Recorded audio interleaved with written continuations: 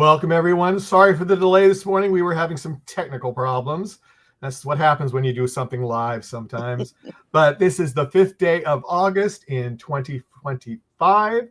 And first, I'm going to say hi to Marcia. Marcia, how are you doing this morning? Hi, I'm doing great here in Florida, waiting for the thunderstorms to begin. Yeah, mine's coming soon too. So we're just having fun with thunderstorms on the East Coast. But Travis Lincoln Cox, how are you doing this fine day?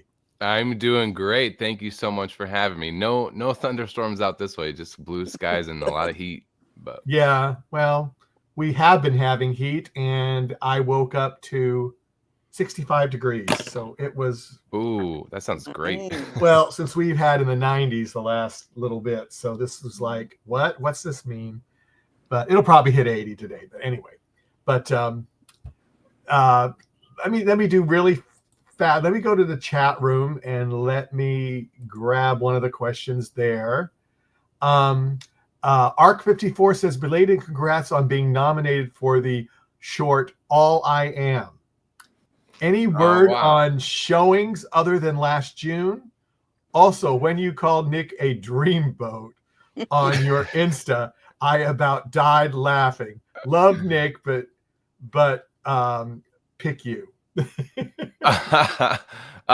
First of all, thank you very much. Yeah, for those who don't know, All I Am is a short film that recently won Best Romance at the Los Angeles International Film Festival, and it's a great little film. It's written by Vivian True, produced by Vivian True, and she cast myself and Nick Ritacco in it. And I mean, what can I say?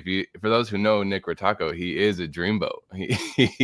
And he's so sweet in person too. Just a really talented, nice guy. As far as screenings go, you know, the actors get that question a lot, and I'll be honest, they don't tell actors anything. You know, the producers, there's so much that goes on behind the scenes as far as, you know, contracts and securing locations to stream it. And but Vivian is a hustler. I know she's gonna get it out there eventually. The best way, I'll post about it when it goes up, or follow Vivian. I'm sure she will share it as well. She'll share it too. Yeah, for sure.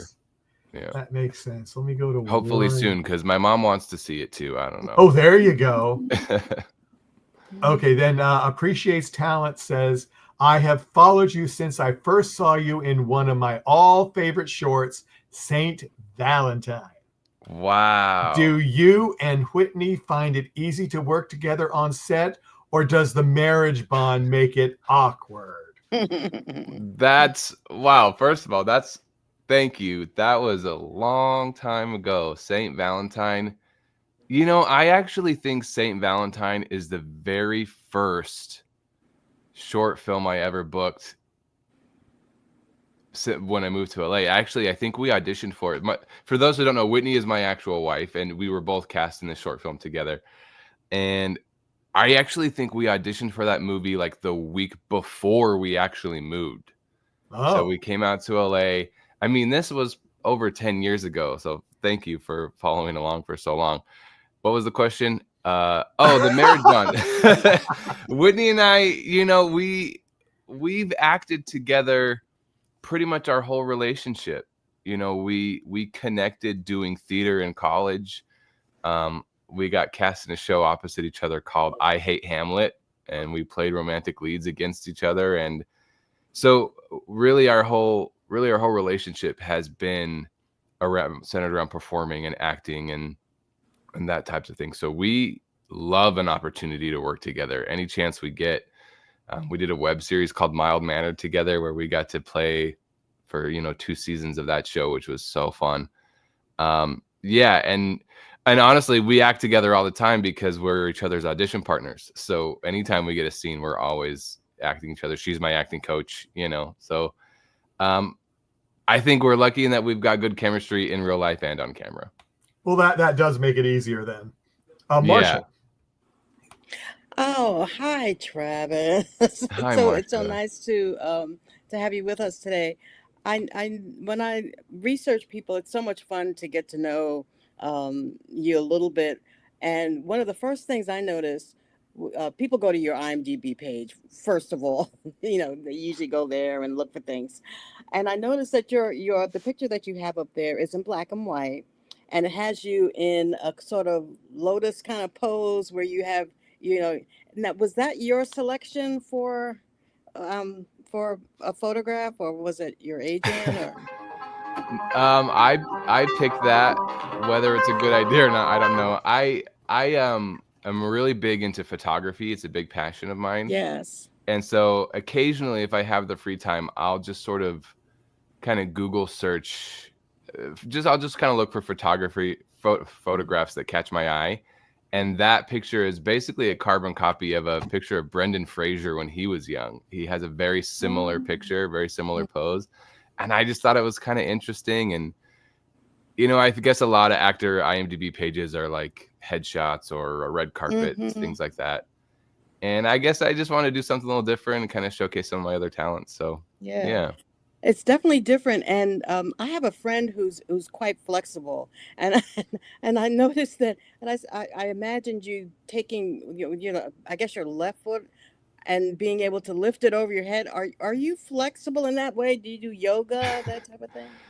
I do a little bit. I did martial arts a lot when I was younger, and so there was a lot of stretching involved in that. I've lost a lot of my flexibility the older I get, but I do still have. My wife is a ballerina, so she always is jealous. I have pretty flexible hips, so my hips can bend in pretty good ways. And you were talking about some of your earlier work, and looking at some of your earlier credits, I noticed that you had done some stage work and actually a lot of stage work. And one that caught my eye was Oklahoma, where you played Allie.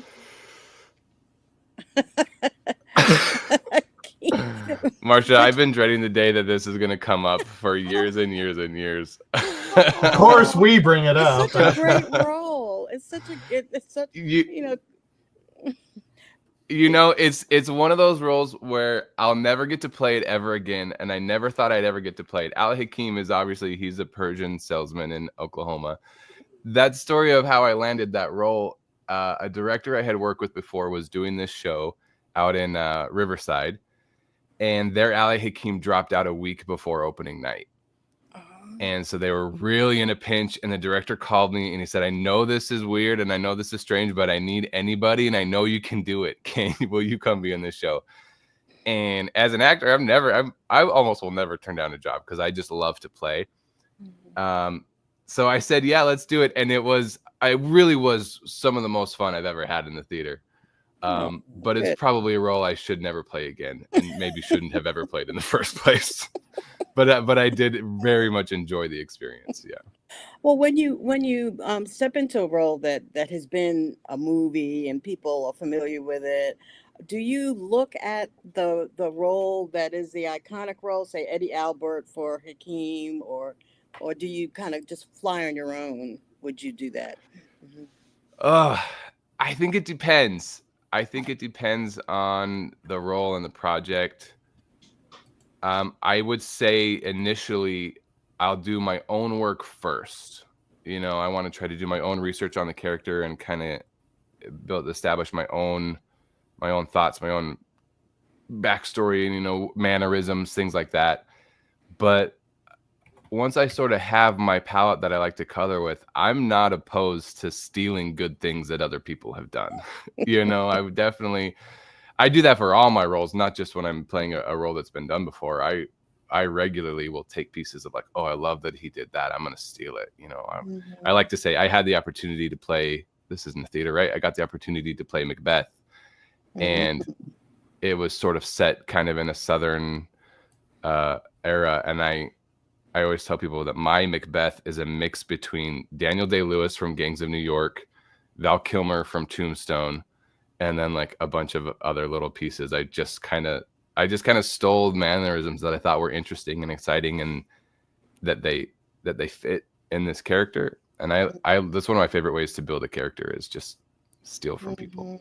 Well, I guess we should talk more about your verticals too, since since that's where many of your fans currently know you from. Um, Verticals is something I still am kind of fairly new to, maybe about 6 months now. Mm. And I imagine with your body of work that you've done before, coming to Verticals might have been an interesting path. Yeah, the vertical world really is interesting, and it's taking LA by storm. You know, I like you, I still consider myself very new to the vertical world. Excuse me. Hmm. I've only done, I think, 5 now at this point, whereas someone like Nick Rataco's he's probably well over 30 or 40, you know. Yeah. They are interesting. That's a good word for them, because they're, on one hand, it's still acting. I had a director for the last one I was in, Chains of Love, Mernal. When we were kind of talking about it, she's like, so how do you approach these verticals? Like, what's your process like? And the short answer is I approach it the exact same as I approach any other role.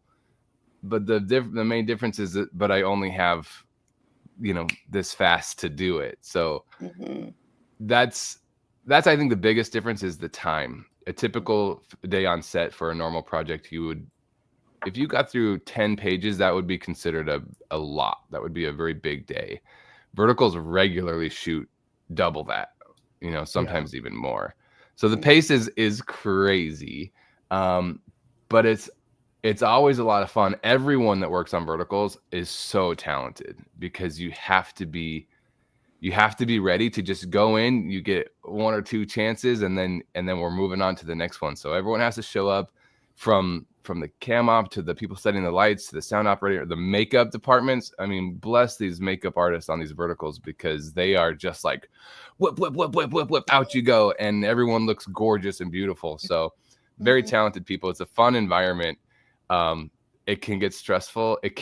I'll be honest, it can get frustrating, because artists, we really want to take our time and do the whole process. I've compared it to like a painter wants to create a masterpiece, but they need months and months, and they need a lot of tools to do that. And a vertical sort of like, you get 3 crayons in 5 minutes, do your best. Go. But because they are really talented artists, they can make some pretty cool stuff with that. So Michael, did you want to? Yeah. Now, what was your first vertical that you were in? I think I remember, but the title, was it something about firemen or? Yeah, let's see if I can get Ooh, this yes. right. I think it's My Firefighter Husband Burns with Regret. I think That's is the it. full That's it. title. Yes. Yeah. And that Is was that your the first ex- one, right? Wasn't it, That was wasn't my it first one. ex-husband? Yeah. It was ex-husband, right? My Firefighter Ex-Husband Burns with Regret. That sounds right. That sounds right, Marcia. Thank you. And Yeah. so were you, from what you just said, about which we've all heard from other people, the difference between stage, regular movies and verticals, were you shocked? Had you been prepared beforehand, or was it like you went, what in the world is this? And I guess I've got to do it. Yes, I was very surprised when I got on set. I was lucky for that one in particular, that just the way the schedule worked out, because I was a supporting character on Right. that. But just the way the schedule worked out, I regularly only had maybe 1 or 2 scenes per day.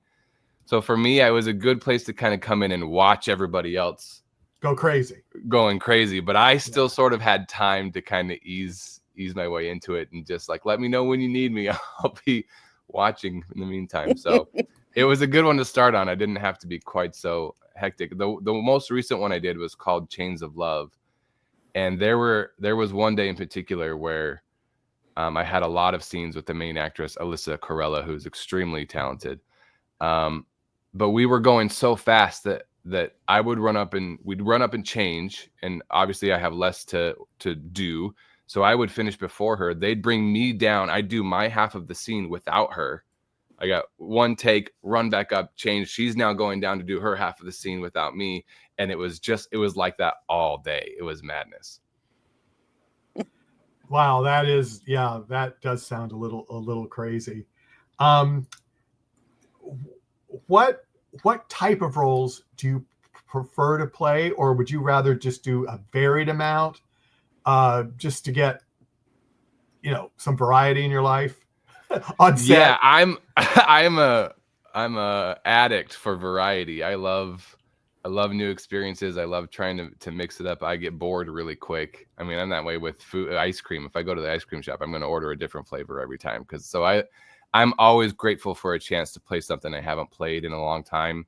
And I feel like I've been pretty lucky throughout my career. I haven't really been typecast. I've gotten to play bad guys and nice guys and funny guys and cool guys, and it's really fun. So I'm grateful for any opportunity. I really enjoy every time I'm on set. Someone recently asked me if there was something I haven't got to do yet, and I haven't done like a fantasy, like a period fantasy piece. That would be fun one. That would be cool. Yeah. Do you have any favorite fantasy authors, books, series, or anything? Or oh man, well, they've already made it into a show. Actually, just got canceled. But I was really into the Wheel of Time series when I was in high school. And I thought they were doing a great job on that show, to be honest. I really liked it, but it got canceled. Yes. Red Rising is a pretty cool one. It's more futuristic. Obviously, Lord of the Rings is a classic. Yeah. Harry Potter or no? The Harry Potter. Oh yeah. I was definitely of that age that the second those books came out, I grabbed it and then it was done reading it the next day. I was a big reader in high school. Not as much anymore. It's harder to find time for it, but I was a big reader. Now you're reading scripts instead of books. That's true. That's true. Yeah. Which I'm sure, is nice, but probably not as relaxing as a book was at the time. Yeah, it's sort of like a research project every time you get a new script. Now, Justin says, you played Adam Lewis in season 11 of Criminal Minds, Alfred Hollander in season 1 of The Tall Tales of Jim Bridger, and Scott Clarick in season 4 of Project 863. Which one do you relate to the most of those characters? Oh, I relate to Adam and Scott. They're actually, now that I think about it, they have similar insecurities. I got to explore the character of Scott more. Adam Lewis was one episode on Criminal Minds. He was a member of a cult, and he had sort of kind of realized, I don't want to be a part of this anymore. Didn't work out too great for Adam Lewis, but too bad. I can relate to being a part of something and then sort of having the realization that like things aren't always what they seem. So I can definitely relate to that. But Scott, I really got to, especially because on Project 863, the actual dialogue is improvised on that show. That was a really fun experience for me. Shout out to any fans of that show. They were really, really good to me. So Scott really got to be a sort of just a different version of myself because we did so much just kind of improvising in the moment. And so what do we have in common? What do we relate to? Definitely, I think Scott is a good person. He's a kind person, and I try to be a kind person in my life. The one I relate to the least is definitely Alfred Hollander, because he's a bad person. Yeah.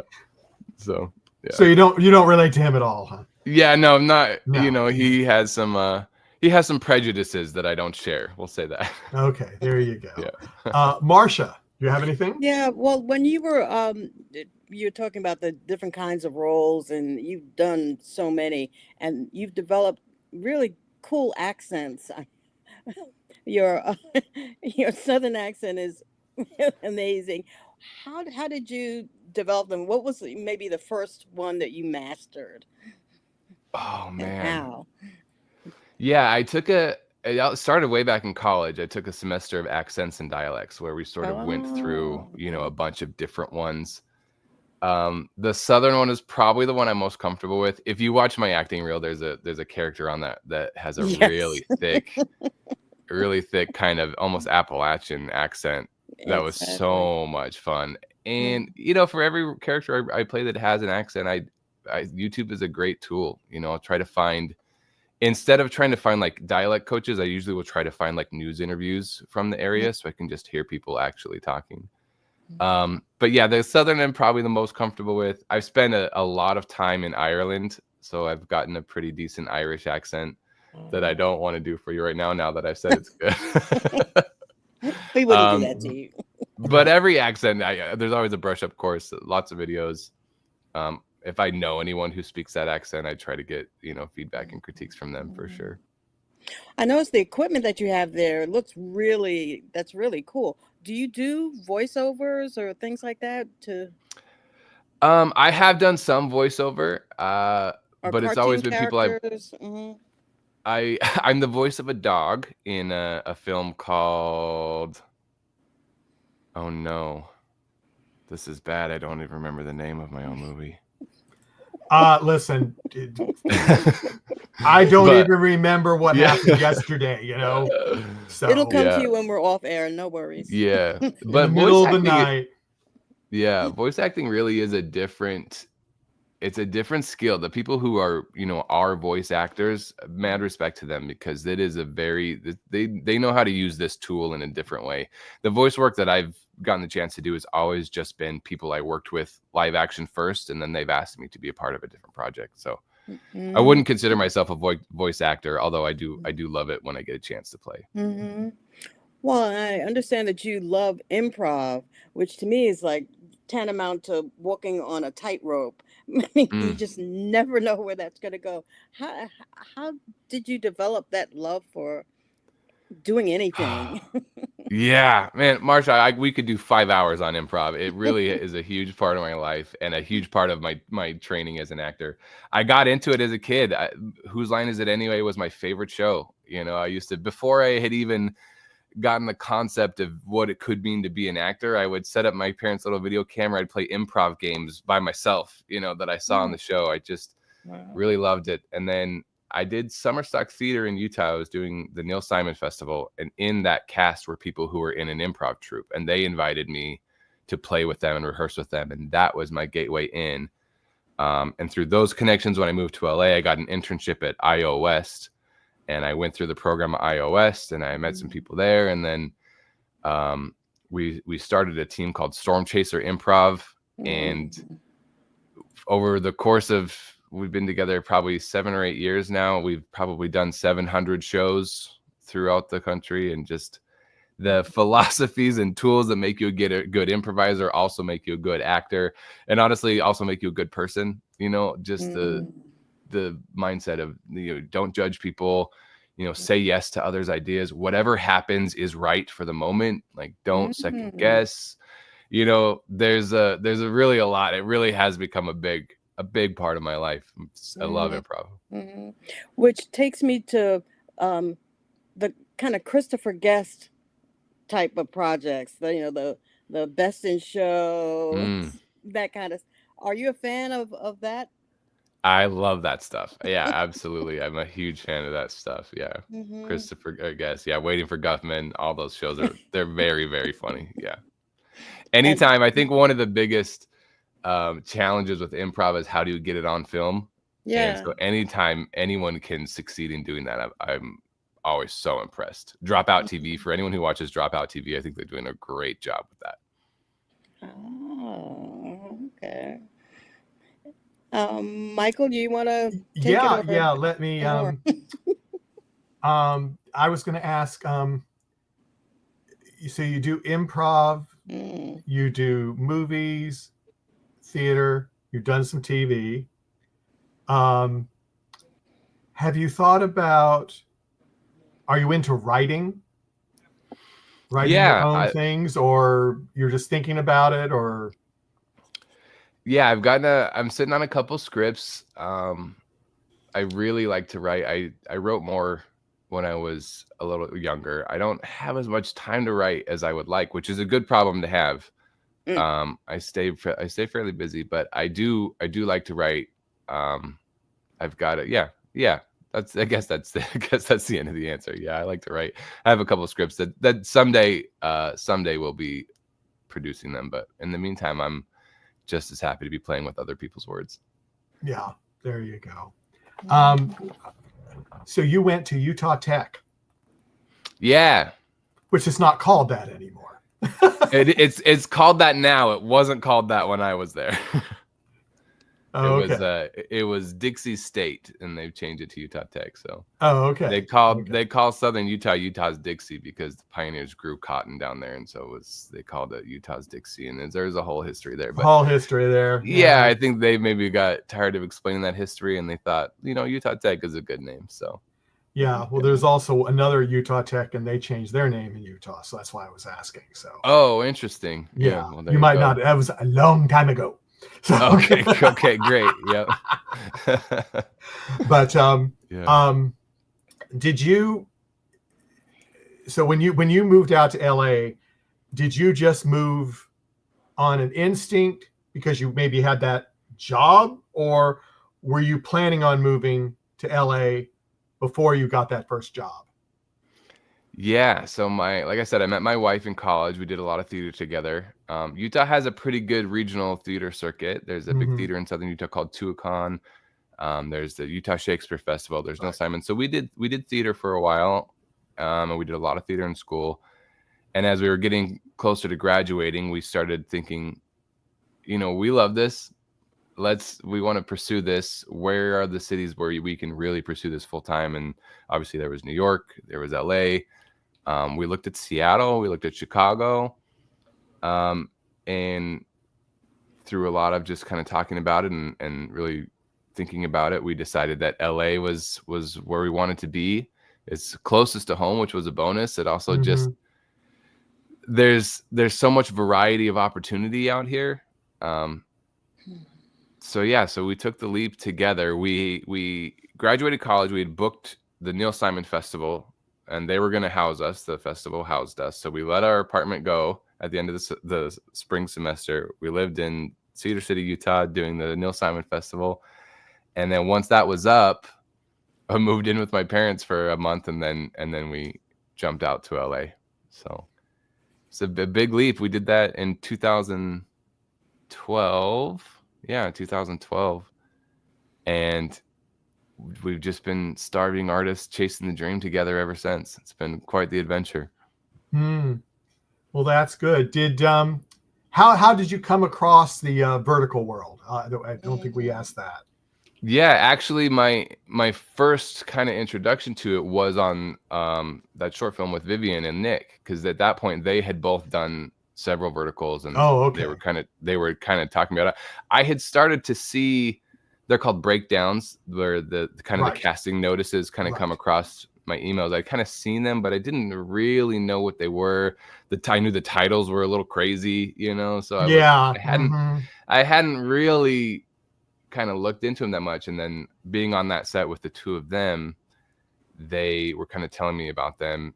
And while that was all happening, I signed with a new manager, and she started submitting me to them, and I got, auditioned for that firefighter one, booked it, and the rest was history. So they're really fun. I think I'll do more of them for sure, if they'll have me. Would you say, do you prefer to play live on stage, or don't you care of what you're doing? Was that a toughie? There's something magic about the instant feedback from a live audience. I can't deny that. There is something so much fun about that process. I don't know if I would say I prefer it. If I could only pick one for the rest of my life, that would be a really tough decision, because there's also something magic about the collaboration of a film. Everyone there is an artist in their own way, and they've all had their specific job. And when it all comes together in one piece, it really is magic. And the energy on a set's my favorite place. Even if I wasn't acting, I just want to be on set watching it happen is so exciting. So I don't know. Luckily, I have improv that I get to scratch that live performance itch pretty regularly. Because when you do a play, it is a long commitment. There's a lot of rehearsal, and there's a lot of time you end up having to sort of pass on a bunch of other things. So I don't do plays as much as I might like to anymore, but I love that live performance for sure. Yeah, so improv would be a good how would I say way to get your live performance in, but not commit the time. Exactly. Yeah.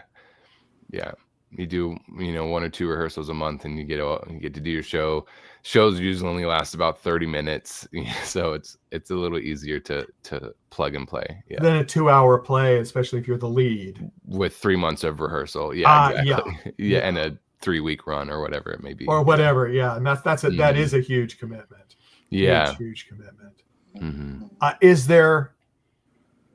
I'm sure you've talked to some of the other actors that have done the verticals, and sometimes they get to go to interesting places. Is there any place that they have talked about, or you just would like to go, that you haven't gone yet? I mean, like we talked about before, I am a real addict for new experiences, so I want to go everywhere. I want to be in every movie, and I want to go to every place. But yeah, I just did a project with a couple of the people that I worked with. Got to go to Vietnam. They do a lot in China. I had the opportunity to go to China for a feature film. It wasn't a vertical at all. But I've auditioned because they know now that I have my work visa there in China. I've auditioned for a couple verticals in China. I would love to go back. I just love to travel, and I love new experiences and working with a different type of crew, seeing how they're familiar, seeing how they're different. Yeah, the vertical world really is kind of an exciting new thing, and it's going to be interesting to watch how it grows. Yeah, and I still come across a lot of people that have no idea what they are. So yeah, I think Marcia and I have talked to this with other guests. Yeah. It's changing. They're having more variety, which will be good because it will bring in more people, more audience. Yeah, 100%. Which is wonderful. Yeah, they're not going away. That's for sure. I do not think they're going away. Yeah. And I think you're right. I think it's only a matter of time before they branch out into different types of content. And it's going to be interesting to see how it changes the industry. Yeah, I know when I started, it was back October when I first came across my first one. And I was going like, okay, everybody's a billionaire. I did not know that. Everybody likes to slap people around. Okay, not me. It was just like, okay. But recently, I mean, I have noticed a change. I mean, better production quality, better stories, more diverse stories, which has been amazing. Yeah, absolutely. When they first came to the scene, I think they were very formulaic. It was a business model that had worked in other places. They were bringing it here, and they were not altering from, we know this works, let's tell this story. And really, like, all of the different apps were doing the exact same stories. Yep, they were. Like, they were like all doing different actors, same story. Yeah, exactly. Yeah. So but I agree. As an actor too, I worked on one called Love, Lies, and Alibis that was kind of like a murder mystery. There was like a whodunit element to it, which obviously there's the romance and all the stuff that are. But there was something else. World. But there was something else going on, and it looks very cinematic, and it was really fun to be a part of. So it's going to be cool to see as it grows and evolves. Yeah, I'm looking forward to that. I mean, I honestly, when I first started, I thought there was only like 2 or 3 apps. And I go, I'll go through all these actors, really quick. And that was, I started looking for people for the show last November. And they were all so busy. And I go, yeah, that's the other thing is are you so busy? And so the first person I contacted, I didn't get him until February. Because he was so busy from November when I first talked to him, beginning of November. And I didn't get him until February. And it was the same way with a bunch of people right at that first. It was like they were nonstop filming for November, December, and January. It was like, I went, only 2 apps is doing that much filming? Then I came to the realization, there's more than 2 apps out there. Yeah. And the guys who are, very prominent in that vertical world, they're stars. There's no other way to describe them. These guys are stars, and gals. These people are stars, and they kind of like. But by the time they've wrapped one, they're already scheduled for their next one. They just work and work and work, and it's cool to see. Would you like to get that busy, or do you like some downtime? I love to be busy. But like I said, I get bored if I end up doing the same thing. So I think if I was doing only verticals, I might. Anyone who's a producer of a vertical, I'm not bored yet. Please hire me. But There you go. But I think if I was only doing verticals, I can only speak for myself. I hope this doesn't come across judgmental in any way. I would start to get bored if it was all I was doing. So I want to be able to kind of pop around and like do this really abstract, artful short film, and then pop in and do a vertical, and then do a Western, and then that I want to mix it up for sure. But I want to keep verticals in the mix because they are a different, unique, fun experience. And as I said, I think they're changing, and you might get all of that variety within the year. I mean, it's That's very true. possible. That's a great point. Yeah. I mean, I'm seeing, we've talked to a lot of people, and some of the actors, they're writing their own scripts and they're trying to get them produced, and they are different. So yeah. It's just about, as you said, the formula and what they know makes money. It's really tough for the I don't even know what to call them anymore. I try not to think about them. The purse handlers, they know what works, and they're there to make some money.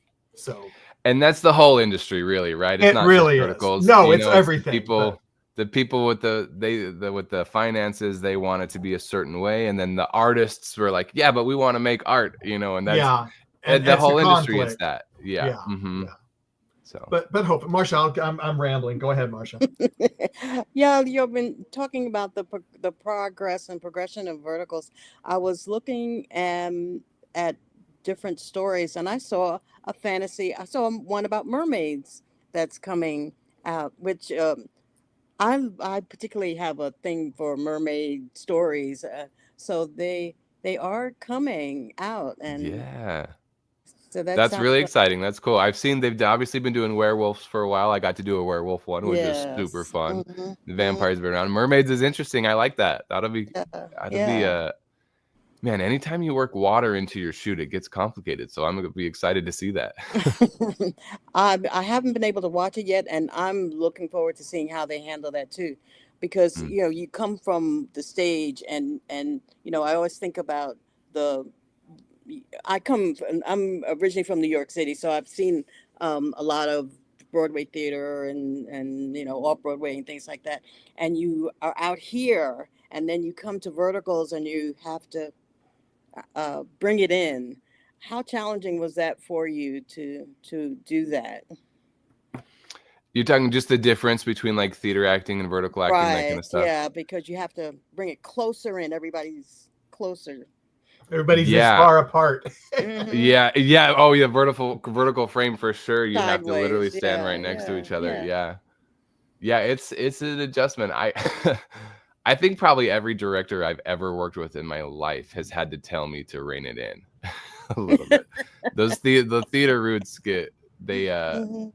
I was taught, though, that was one thing my professor always used to say, is it's easier to rein it in than it is to go too big. So I usually I'm going to start using an analogy. I guess I have to explain.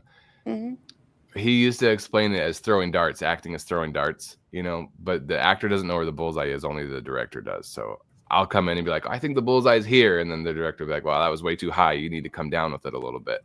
So I like my first dart is usually always a little bit too big. Because that's what's the most fun for me. So definitely when you're face to face and you're really in there, a little goes a long way. And I need that reminder almost every shoot I ever do. Well, and talking about theater, I saw the Mikado on your resume, which I adore. Tell me about that role, because that's totally different. Yeah, that was again another role. I don't know if I'll ever get to play that role ever again. And it was actually the same theater company that I did Oklahoma. It was their very next show. And the director just asked me if I would stick around, and I was like, this is an amazing role.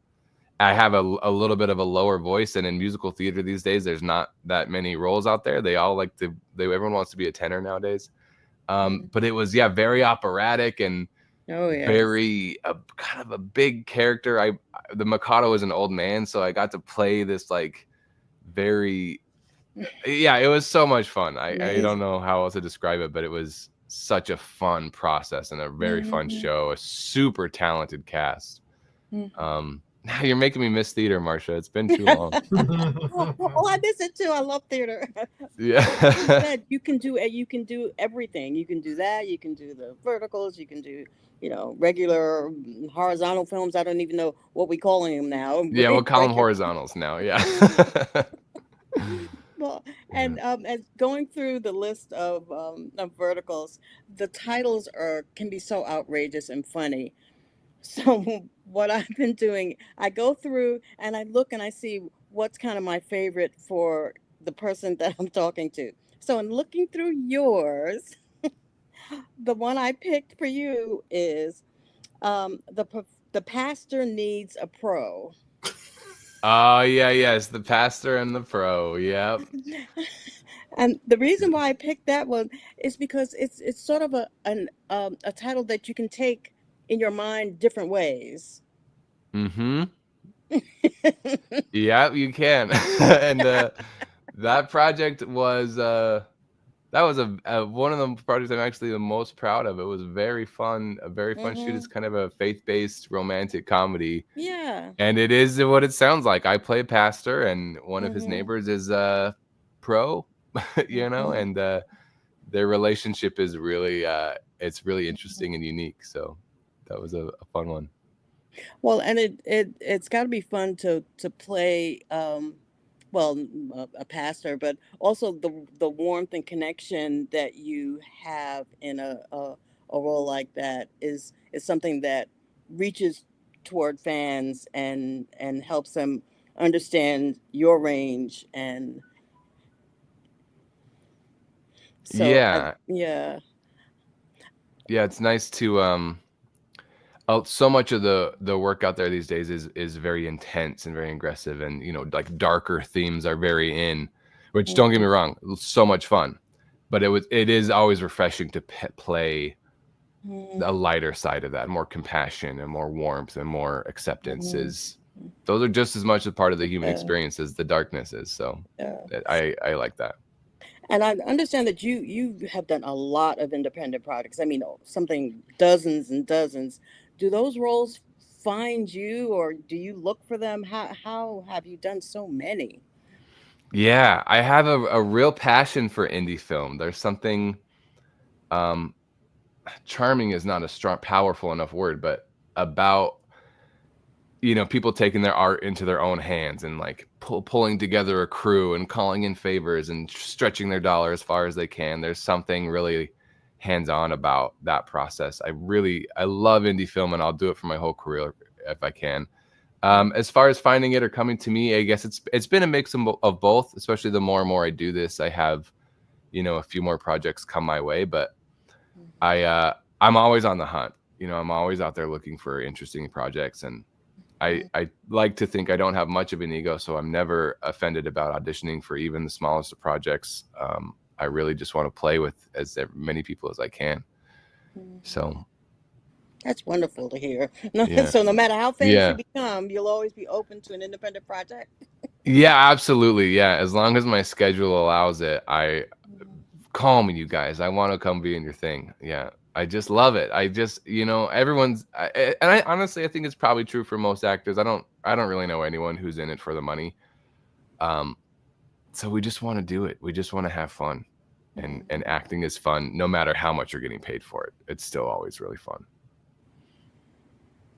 Okay, we've got a couple of questions in the chat room. FLA Oracle asks, do you have a favorite memory of Project 863? It's my first time that I saw Travis when he was in 863, and I love the character he played. Favorite memory for that project is that's such a challenge, because it really was a unique experience. First of all, this was the YouTube series where I play Scott Clarick. A lot of the dialogue is improvised. If I had to pick a favorite, it really might be that first day when Scott shows up to work. Just because that was my first chance, acting with the rest of that team, and kind of Like on one hand, as the character, the stakes are so high. I don't know if I can do spoilers or not. It's been out for a while. My character he shows up to work realizing that he is now 40 years in the future and that his work no longer exists. And there's a lot of things going on, but he shows up to this studio and the normal Project 3 cast is there. And they're like, what are you doing here? And he was like, what are you doing here? And it's very high stakes and very, a lot of confusing emotions. So that very first scene when we're trying to sort of lay the framework for the rest of Scott's arc was a really fun day, both as the actor playing a character and then also Travis as the observer, to see like, wow, what these guys are doing here is really special. This is super unique and really fun, and I get to be a part of it. So that probably would be my favorite, was that very first day. And then Tubulus says, hi, I wanted to ask how it felt playing a more meek character as Scott Clarick. You seem to have other roles that contrast that vibe, and it made me curious. You also did a great job as him, by the way. Yeah, thank you so much. Again, Scott, like, he has such a warm place in my heart because he was, he was kind of like a scared puppy. He was put into this world where he, like, everything he knew was now gone, and he just didn't know how to process that.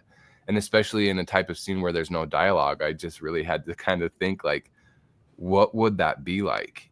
And you would have to wonder, like, am I going crazy? Like, what's going on? There's just, like, it would be so hard to process. And I think especially for Scott, because he is a very meek and timid person, it just sort of came out in this almost kind of like shut down, reserved, calm, scared puppy kind of way. And, we didn't know how the audience was going to react to him, but one of my favorite parts about that whole experience is the viewers really, they seemed to want to, like, take care of him and protect him. And, like, they were very, concerned about Scott. And I loved that. Marcia, do you have any closing questions? Well, yeah, and it may seem like kind of left field, but I was wondering. We love left field.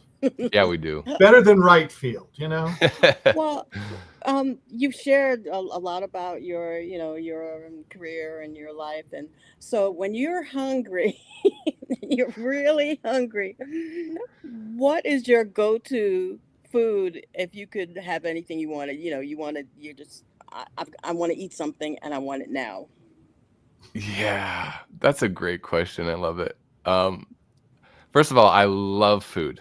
I'm really got a really bad sweet tooth. I really am I enjoy food, which that might be why I don't book more verticals, because you know how they love their abs, Man, and it really would depend on the day, because I like a lot of variety. But right now, since you're asking me today, what I could really go for is like a really simple pasta salad. My mom makes a macaroni salad that's just like, it's like noodles, cheese, pickles, olives, a little mayo, a little seasoning. And for some reason right now in this moment, Marcia, I'd probably eat the whole bowl right now. That sounds really good. Yeah, it's a lot. It doesn't sound like much, but it hits the spot just right. It's got vegetables, it's got color, it's got taste, it's got spice. It's got carbs, I'm in. The good stuff. That's right. But thank you so much for being with us. I really have had fun learning more about you, and thank you for sharing. Yeah, and this has been an absolute blast. Thank you so much for inviting me to come be on the show. It's great meeting you both. No problem. Is there anything that you wanted to bring up, like some big news that you are allowed to say, or that you want to say, or yeah, I could do a couple plugs. There's as long as you're allowed to. I have to think about what I'm allowed to that's say. what I'm saying. I'm pretty sure I can plug this one because it's coming out in October. I got to do an episode on a show called oh no, it's not called Badlands. Hold on a second. Elkhorn. It's called Elkhorn. And it's a Western about the life of Teddy Roosevelt. and it's going to be on Inspiration TV. Season 1 is replaying right now, and season 2 premieres in October. I think I'm in the 3rd or 4th episode. You can follow me on Instagram, and I'll post about it when it gets closer. But I love doing Westerns, and I've worked with the production company who makes that show. They're good people, and they deserve a shout out. So if you like Westerns and you like supporting kind of smaller, kind of more ragtag crews and more independent stuff, check out Elkhorn on Inspiration TV. It's gonna be really good. Western is one of my favorite genres. So yes, you mentioned Val. They are I should have so much fun. I should have picked that up. The best. I'm your Huckleberry. Okay. I'm your Huckleberry. Yep. The spinning when he's spinning the cup. Oh my gosh, yes. Incredible. Now that I'm going to do, here's the last question. FLA Oracle says, another question. When you were Adam Lewis, how long did you wear the makeup? This is such a good question. The makeup he's talking about, Adam Lewis, he gets frozen to death. The villain of that episode kind of kidnaps him, locks him in a freezer, and then sprays him down, and he freezes to death. So the death makeup is like, it's like, blue dead frozen with like icicles hanging off my beard and stuff. It was really, really elaborate. But that episode, we actually filmed it on Halloween. So perfect. I wore that makeup the rest of the day. Normally I would take it, you wash off at the end of the day, but I was like, it's Halloween. Can I keep this on? And they were like, sure. So I was a bartender at the time. I went and worked at the bar. I think I put on like a flannel jacket and then told everyone I was Jack Nicholson from The Shining. My face is all frozen and stuff. That's great. Couldn't have been better timing to have crazy makeup like that. It worked out in your favor. Yeah, exactly. Did you think you got more tips that night because of that, or? I had to have, right? For sure. Oh, I would hope, but it's. Yeah. A few candy bars, yeah. Yeah. yeah. Which I love, so I'll take it. What's your go-to candy bar? That's my last question. Go-to candy bar. Right now, I love a fast break. The Reese's Fast Break. There's something about that like chewy texture in it that right now I love it. That's your go-to. All right, All right, fans. There you go. Yeah, so now everyone run out and get those, So there you go. Reese's Fast Break. You want to send me a Reese's Fast Break? I'll take it. Definitely. There you go.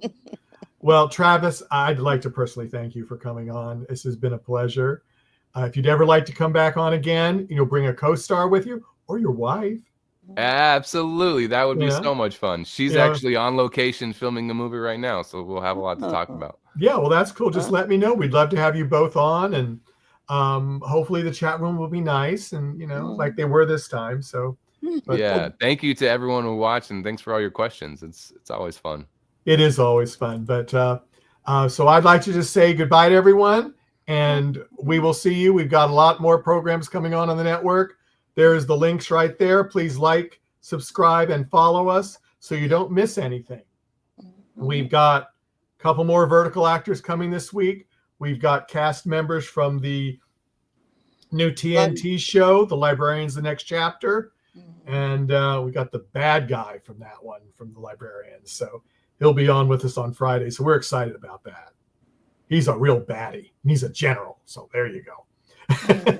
So everyone take care. We'll talk to you later. Bye-bye. Thanks for coming. Bye, everyone. You bet.